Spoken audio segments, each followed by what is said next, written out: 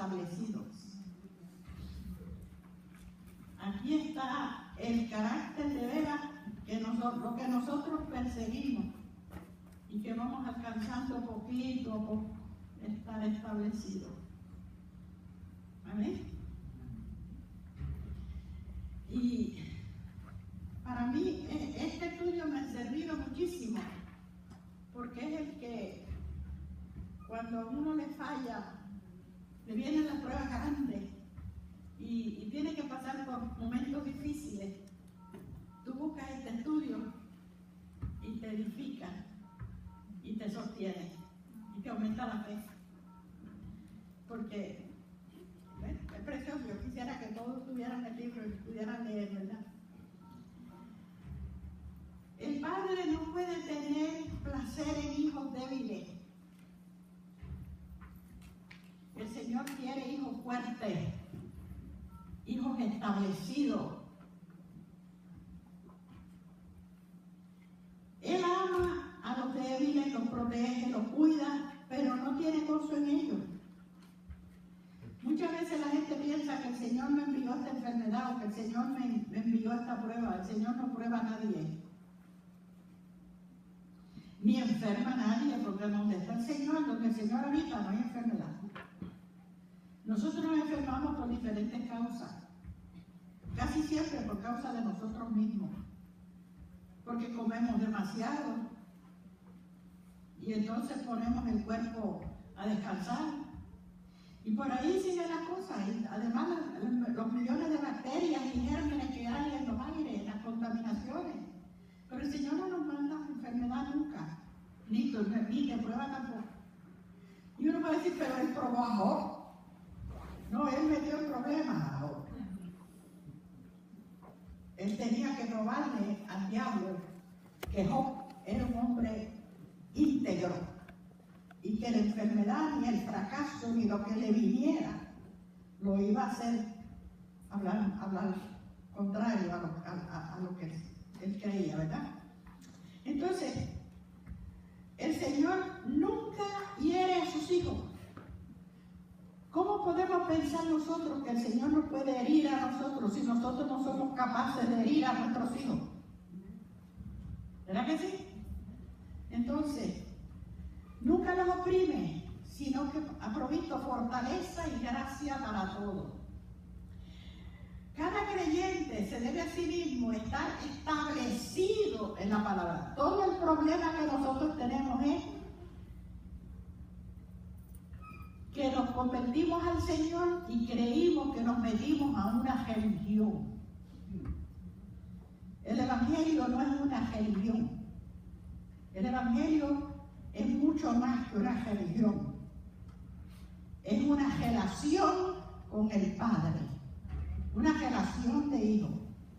Y tú puedes tener relación de hijo con tu papá y nunca escribirle, nunca visitarlo, entonces no tienes comunión. Una cosa es tener relación y otra cosa es tener comunión. Y nosotros tenemos que quitarnos esa idea de la cabeza que nosotros somos religiosos, porque nosotros no somos religiosos. Nosotros somos los hijos de Dios vivo. Una nueva raza de gente que viven en un reino espiritual más que todo. El reino de los cielos. Somos ciudadanos del reino de los cielos. No somos de aquí, no somos del mundo, ni pertenecemos al mundo, porque estamos en el mundo, pero no somos del mundo. Entonces, para uno poder estar establecido ¿en qué? Muchos están establecidos en pobreza, en problemas. Cuando hablas con ellos, lo que te hablan es el saco que están cargando de problemas, de dificultades, de necesidades, de enfermedades. Y nosotros los que hemos sido establecidos, estamos en el ministerio, no nos podemos echar las cargas a ustedes. Por eso que yo tengo un zafaconcito espiritual aquí. Y la gente me cuenta sus historias y sus problemas, y yo les echo el zafaconcito que está aquí. Porque si no me vuelvo loca. Imagínense con los problemas de la gente, uno me vuelve loco. uno le dice lo que dice la palabra. Porque nosotros no somos psiquiatras ni psicólogos. Lo único que podemos nosotros es decirte, pero mira, la palabra dice esto y esto que resuelve tu problema. Todos los problemas que nosotros nos podemos enfrentar, la solución está en la palabra de Dios. Está en creer lo que dice Dios. Porque mucha gente cree en Dios, pero no le cree a Dios. Y hay una diferencia muy grande, ¿verdad? Porque nosotros hablamos con Dios, tenemos comunión con Dios cuando oramos. Tenemos comunión con Dios, hablamos con el Señor. Cuando estamos estudiando la palabra de Dios, estamos hablando con el Señor, Él nos está hablando. La palabra es Dios hablándonos a nosotros. Especialmente en las epístolas, es que el Señor le habla a la iglesia. Entonces, el creyente debe estar establecido en la palabra, de modo que no sea movido por cualquier viento de doctrina. Porque hay cantidad de doctrinas raras que se meten dentro de la iglesia. Nosotros tenemos que estar establecidos en lo que dice Dios, para que nadie nos engañe. Sobre todo,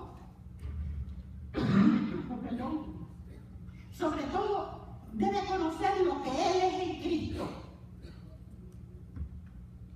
Hay mucha gente que se pone a orar y dicen, es que nosotros es que yo soy un gusano de la tierra. Cuando usted está diciendo eso, usted está insultando el sacrificio de Cristo. Porque si el sacrificio de Cristo no lo sacó a usted de ser un gusano, perdió el tiempo Jesús. Nosotros no somos gusanos. Gusano tiene que ver con la serpiente antigua. Y esa no es una forma de orar. La forma de orar es, Padre, gracias te doy porque yo soy lo que tú dices que yo soy. No es lo que yo siento que yo soy. Lo que dice Dios que yo soy. Porque si yo me siento que yo soy esto y lo otro, lo que estoy enorgulleciéndome y ahí estoy cayendo en orgullo del diablo. Es lo que Él dice que yo soy.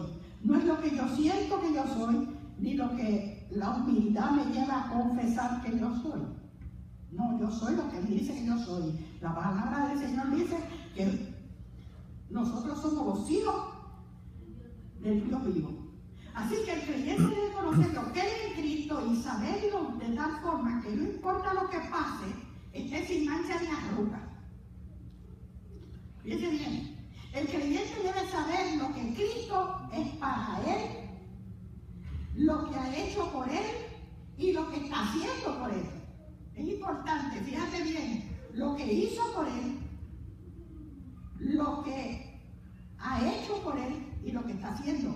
Este triple conocimiento es parte de nuestro equipaje diario, es parte de nuestra maleta que llamamos diario. Tenemos que saber quiénes somos en Cristo, cómo el Padre nos ve, el Padre nos ve en Cristo, ¿ok? Debe conocer que las cosas que le pertenecen en Cristo y sus responsabilidades, lo que nosotros tenemos como hijos del Dios vivo, como ciudadanos del reino de los cielos, como miembros del ejército del Señor, tenemos responsabilidades como miembros de la familia. Así que no se nos ha dejado ahí a nosotros. Hay personas que piensan que el Señor los salvó, te convertiste al Señor, pasaste al frente, cantaste 2 coritos y ya está. Y cuando sale de ahí y habla con una persona, lo que sale es amargura. No sale una confesión de lo que dice Dios que nosotros somos. Porque esto no es cuestión de que nosotros nos inventamos esto. Es lo que dice Dios que nosotros somos, lo que es importante. Y para eso hay que buscar la palabra de Dios. Entonces, Él debe estar tan establecido en la palabra que no importa las cosas que le sucedan, esté firme y reposando en la seguridad de que si Dios es por él, nadie tiene éxito siendo su enemigo. Y esto es lo que se llama estar establecido. Estamos en la página 24 del libro, el estudio es establecido. Debe conocer acerca de la presencia del Espíritu Santo morando dentro de nuestro espíritu. Ya lo que dice la palabra del Señor, pediste el Espíritu Santo, el Señor te lo dio. Tienes el Espíritu Santo si no has violado la ley del amor. Si violas la ley del amor, aunque sea con tu esposa, el Espíritu Santo se te fue. ¿Qué le parece? Esto es serio. Claro que tenemos diferencias de opiniones y a veces nos tiramos los platos, pero nos reconciliamos antes que se ponga el sol. Hay que reconciliarse, porque de lo contrario no puede uno orar enojado por la mujer. ¿Quién es el hermano más cerca que nosotros tenemos? ¿Es el esposo o la esposa? Porque yo puedo ser bien buena con todos ustedes y ser una espada en el corazón de Chulito. No. El amor empieza primero con la casa. Muchas personas son luz de la calle y tinieblas de la casa. Primero empiezas con tu compañero y tu compañera. Ahí es donde se practica el amor de veras. Primero. Entonces, debe saber que el Espíritu Santo vive en él y que va a fluir a través de sus labios el mensaje que se necesita hoy. El creyente tiene que estar consciente del Dios interno. Eso es más que importante, hermano. La mayoría de los hermanos piensan que Dios está en el cielo y que ellos están en la tierra, y que si acaso, y oran mucho y lloran mucho, tal vez le mande una bendición. No, la palabra dice que Él mora dentro de nosotros. La palabra dice que mayor es el que está en nosotros que el diablo que está en el mundo. ¿Qué le parece? Cuando estamos establecidos en que Dios mora dentro de nosotros, que mira a través de nuestros ojos, que habla a través de nuestros labios, vivimos una vida recta, con una conducta intachable, porque sabemos que nos están viendo, mirando y escuchando, ¿verdad? Así que, dos cosas. El Espíritu Santo, seguro que ya lo tiene. Ese Dios habita en tu corazón. Y es Dios también. ¿Qué le parece? No es un Dios más chiquito. El Espíritu Santo no es un Dios más chiquito. Podemos ver a Dios en un triángulo, ¿verdad?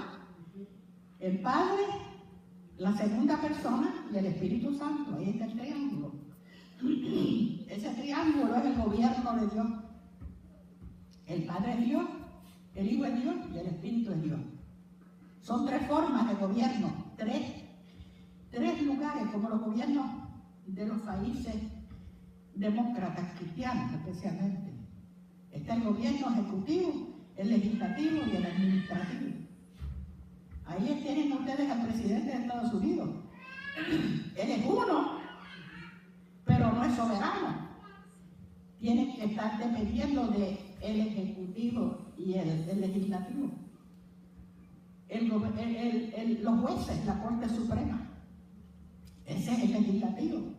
Entonces tiene el FBI, tienes el gobierno ese que es el gobierno de la policía y el FBI y todas esas cosas. Son tres ramas del gobierno. El presidente no manda en ninguna de las otras ramas, por eso que él hace una ley y el legislativo se la tumba. Los jueces se la tumban, no se la aprueban. Así que, así es el gobierno de Dios. Los tres son igualmente importantes, los tres son Dios. El Espíritu Santo mora en tu corazón, Dios está ahí. ¿Qué te parece? Entonces, consciente del Dios interno, eso es importantísimo, estar consciente de ese Dios interno que está dentro de ti, para poder vivir en victoria. El creyente debe saber qué es la palabra para él, lo que significa y lo que tal intentó que significara. La palabra es el alimento de nuestro espíritu, de ese hombre interno que eres tú, porque tú no eres el cuerpo, tú eres